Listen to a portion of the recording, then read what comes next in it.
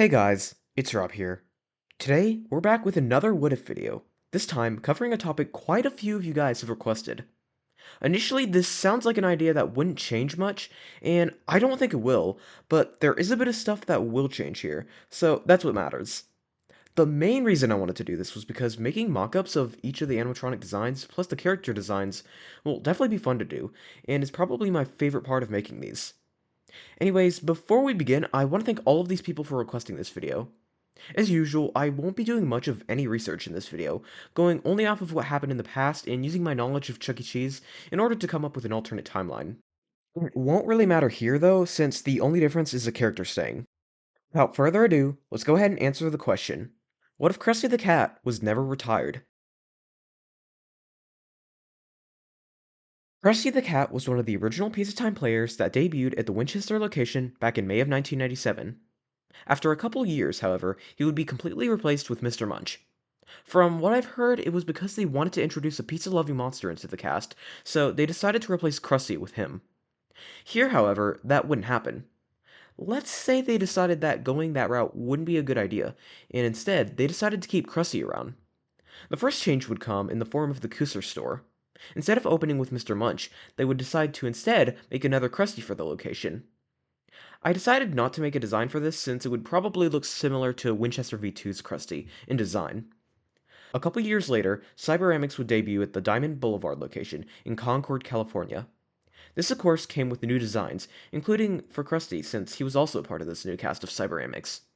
His design would stay mostly the same, though now being in Cyberamic form. The main difference is that he would no longer be holding a bat, and instead holding nothing like at the first location. His shirt would also remain the same in design.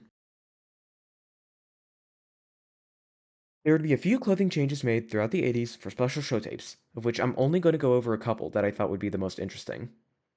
The first is the bandstand outfit. This would be a wacky outfit which would have him wearing a yellow vest with a blue bow tie, and also have him wearing a matching yellow top hat.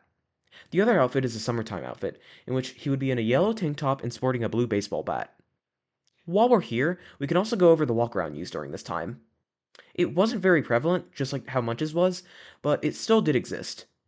This would look similar to the design of the second version of Winchester's Crusty, and would have started being utilized a bit after the portrait bots were retired. His clothing would remain the same in this walkaround, including the lack of pants. In the late 80s, Showbiz Pizza Time Inc. would experiment with converting the Rock-afire explosion into Chuck E. Cheese characters. This would result in a prototype stage very similar to the one we got in real life, but with one main difference. Instead of having Munch be in multiple different places by utilizing the prop characters slash Looney Bird's mech, instead, Rolf would be turned into Krusty, using a similar replacement for the arm that held Earl, that was used when he was converted into Chuck later on, and having him maintain the same design as per usual. Though now he would hold a baseball bat in the hand that used to hold a drumstick.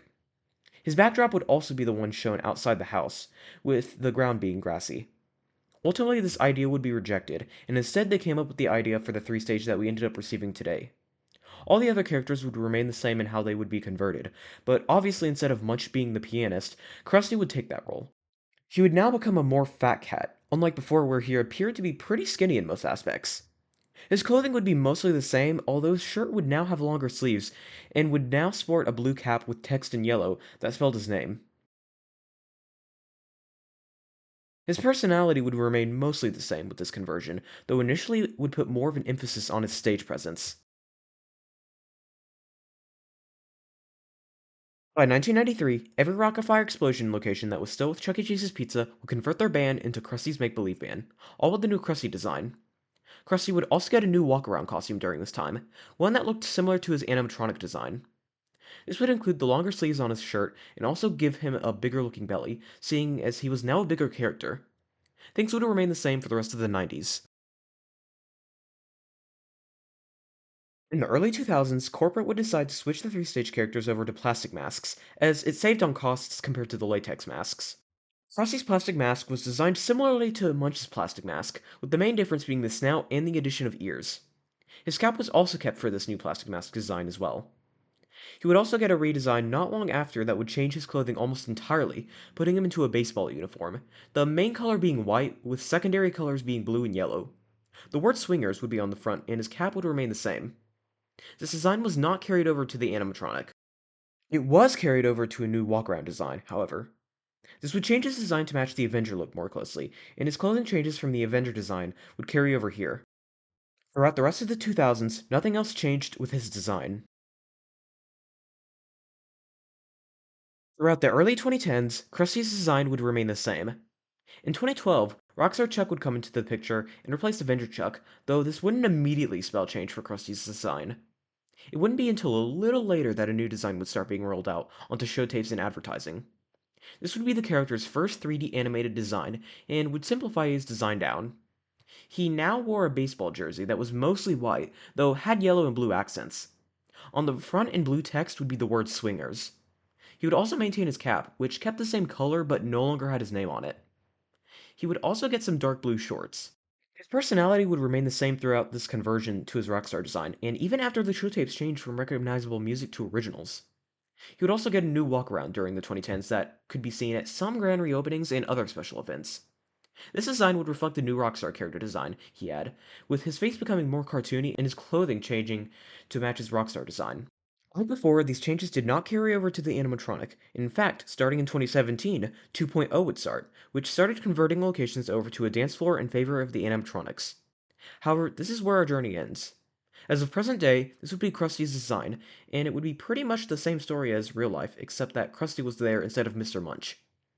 While it was fun coming up with these designs, I'm not sure if this is necessarily a better timeline just for having Krusty in it. That really comes down to which character you prefer more, and for me, I'm not quite sure since we didn't get to see a whole lot of Krusty. What I can say for sure is that this is definitely the least changed timeline I've made thus far.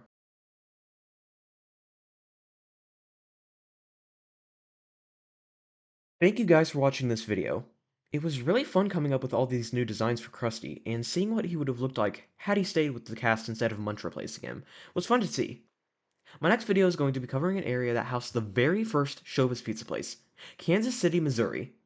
If you're interested in seeing that video, make sure to subscribe and ring the notification bell so you're notified when that drops. Anyways, I'll see you guys in the next video.